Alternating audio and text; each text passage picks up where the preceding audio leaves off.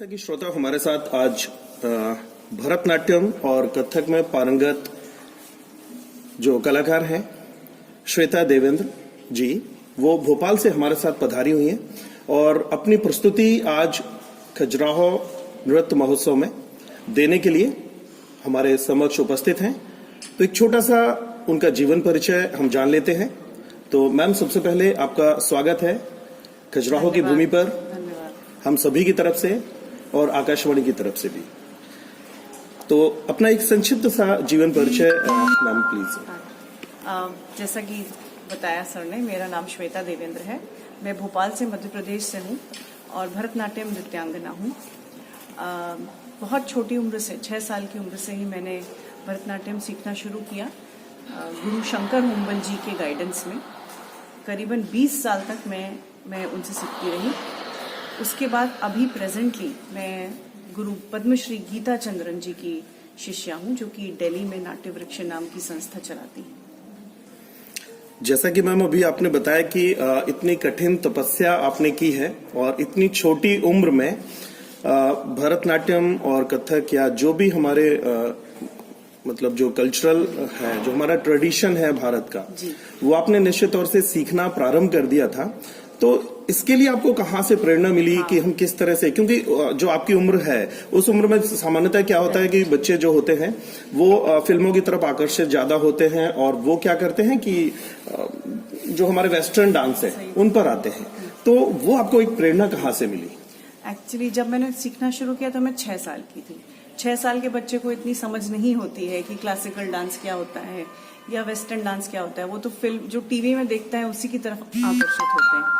इसका पूरा श्रेय जाता है मेरे माता पिता को, मम्मी पापा को, क्योंकि जहाँ हम रहते थे उसके पास में ही मेरी गुरुजी की क्लासेस लगती थी, भरतनाट्यम की क्लासेस लगती थी। तो उन्होंने मुझे वहाँ डाला, तब मैं जानती भी नहीं थी कि भरतनाट्यम क्या होता है। फिर धीरे धीरे जैसे मैंने सीखना शुरू किया और मेरी उम्र बढ़ती रही, तब मैंने जाना कि इसमें कितनी डेप्थ है, इसमें कितनी गहराई है। और तभी से ये मेरा प्रोफेशन मानिए या हॉबी मानिए, प्रोफेशन कम हॉबी बन गया। बिल्कुल मैम, आपने जो अभी बताया कि माता पिता ने आपको प्रेरित किया, उन्होंने आपको इस क्षेत्र में, इस विधा में आने के लिए निश्चित तौर से उत्साहित किया और प्रोत्साहित किया, दोनों किया। तो आपको मन में नहीं लगा, आपने उनसे ये नहीं कहा कि नहीं और मुझे ये नृत्य नहीं सीखना है? क्योंकि देखिए निश्चित तौर से इस तरह के जो नृत्य हैं, जितने भी हमारे क्लासिकल डांस हैं, निश्चित तौर से उन सारे डांसेस में क्या होता है, बहुत ज्यादा साधना की आवश्यकता होती है, बहुत ज्यादा मेहनत की जरूरत होती है। जो एक एक छोटी छोटी चीजें जो प्रदर्शित आप नृत्य के माध्यम से कर रहे हैं, तो वो आपको नहीं लगा उसमें कुछ कठिनाई नहीं आपको आई? मैं आपको बताया ना, जब हम छोटे होते हैं तो जैसी हमारी आदत, जैसे माँ बाप हमको परवरिश देते हैं, बिल्कुल, तो हम उसी ढांचे में ढल जाते हैं। बिल्कुल। तो मैंने शायद ये सवाल कभी नहीं पूछा कि मुझे ये विधा आपने क्यों सिखाई, क्योंकि अब क्लासिकल हम कोई भी फॉर्म सीखते हैं तो उसमें बहुत मेहनत की जरूरत होती है, बहुत साधना, बहुत पेशेंस चाहिए। तो उसकी नींव तो बचपन से ही डल गई थी मेरी। तो ये क्वेश्चन मैंने कभी नहीं पूछा। नहीं, तभी आप इतने अच्छे एक जो स्तर पर हैं या इतने अच्छे मुकाम आपने जो हासिल किया है, तो निश्चित तौर से आपकी मेहनत उसमें बिल्कुल लगी हुई है।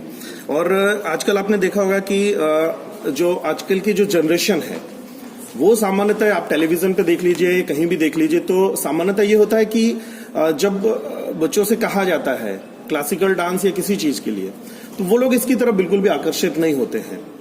तो उनको आकर्षित इस विधा में करने के लिए आप क्या प्रयास कर रहे हैं या क्या चीज आप उनको मतलब इस तरह से कर सकते हैं जिससे वो इस विधा में आकर्षित हों और इस चीज को, इस जो नृत्य परंपरा है, इसको आगे जीवित करके रखें? बीच में एक ऐसा फेज आया था जो आप बोल रहे हैं, आप बिल्कुल सही कह रहे हैं कि बीच में एक फेज आया था जब लोग फिल्मी गानों की तरफ या वेस्टर्नाइजेशन की तरफ ज्यादा अट्रैक्ट होते थे। पर वो बोलते हैं ना, हिस्ट्री रिपीट्स इटसेल्फ। पर अभी आप देखिए, अगर मैं अपने इंस्टीट्यूट की बात करूं, मेरा पद्मरंग नृत्य अकेडमी इंस्टीट्यूट है भोपाल में, मेरे पास 80 स्टूडेंट्स हैं इस वक्त। और उनके जितने भी पेरेंट्स हैं वो सब ये चाहते हैं कि वो क्लासिकल डांस फॉर्म में आगे बढ़े। तो अब जो फेज आ रहा है वो हमारी ट्रेडिशन, हमारे कल्चर की तरफ ज्यादा झुकाव है उसका। और हम भी कोशिश करते हैं कि देखिए क्लासिकल डांस में बहुत ज्यादा मेहनत की जरूरत होती बिल्कुल, है, बिल्कुल। जिससे अब बोलना नहीं चाहिए पर बच्चे आजकल डरते हैं, बिल्कुल डरते हैं। बिल्कुल डरते हैं। तो उसको आसान बना के हम कोशिश करते हैं कि हम उसको आसान बना के सिखाएं ताकि उनमें इंटरेस्ट बना रहे। हमारे गुरुजी तो बहुत स्ट्रिक्ट थे डिसिप्लिन के मामले में, और आज हम जब इस मुकाम पे हैं तो सिर्फ उन्हीं की वजह से हैं। पर आज के सिनेरियो को देखते हुए हमको अपने में बदलाव लाते हुए उस चीज को आसान बनाना पड़ता है ताकि बच्चों में उसका इंटरेस्ट बना रहे। बिल्कुल मैम।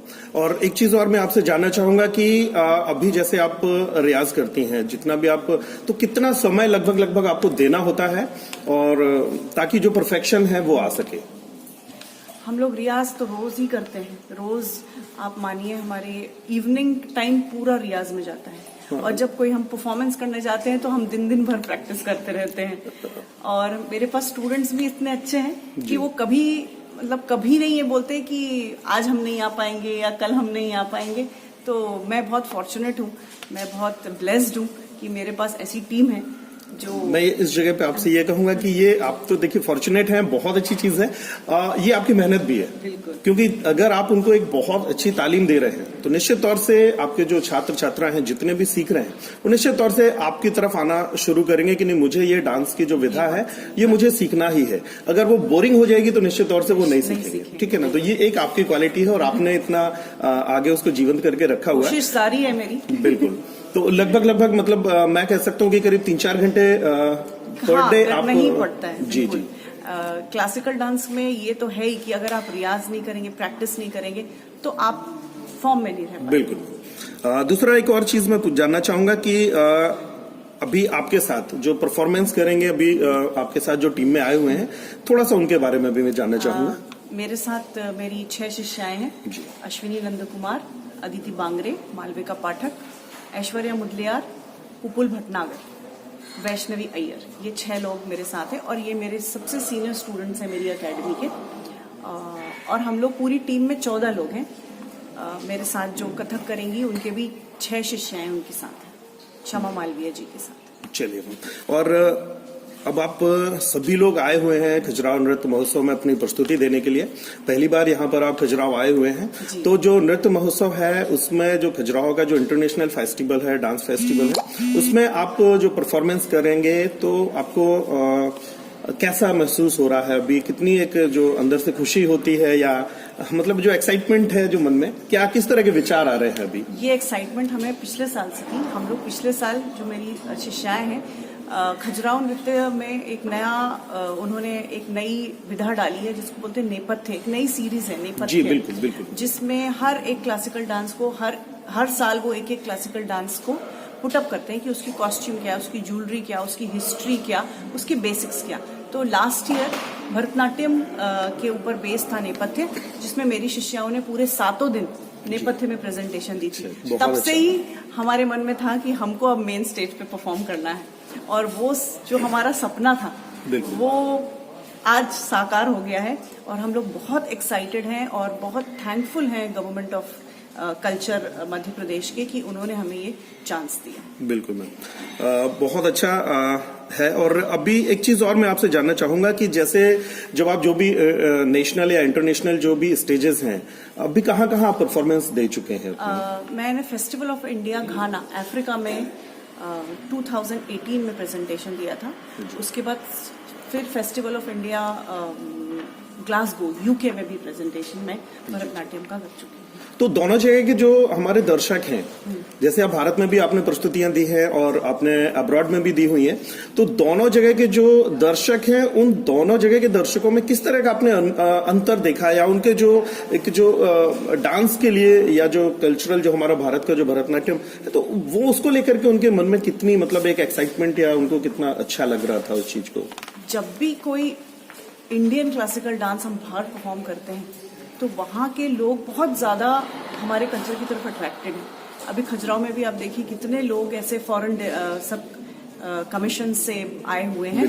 तो जब हम वहाँ परफॉर्म करते हैं तो हमें एक अलग एटमॉस्फेयर, एक अलग एनर्जी मिलती है, क्योंकि वो लोग देख के वो बिलीव ही नहीं कर पाते कि इंडिया में ऐसा भी कुछ है। बिल्कुल मैम। और जैसे जब भी आप परफॉर्मेंस जब आप करते हैं जो दर्शक हैं जब वो बहुत खुश होते हैं, मतलब उनके चेहरे पर जो एक अनुभूति होती है वो देखकर फिर आपको बहुत एनर्जी मिलती है, बिल्कुल बहुत पॉजिटिविटी, बहुत एनर्जी मिलती है। बिल्कुल मैम।